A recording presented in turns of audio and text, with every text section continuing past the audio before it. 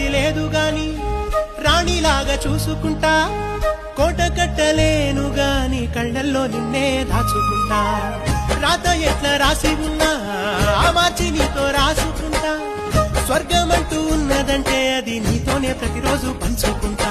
నిన్ను గన్న మీ నాన్న కన్నా లారు ముద్దుగా సాదుకుంటా, నీకు కోపం వస్తే కొంత దూరం ఉంటా, నువ్వు గీత గీస్తే నేను దాటనంట, కంట నీరు కంటి రెప్ప దాటకుండా కాటుకై కావలుంటా. రామాయి నీ మీద నాకు మనసాయనే, ఏనాడు నిన్ను వీడిపోని నీడైతనే.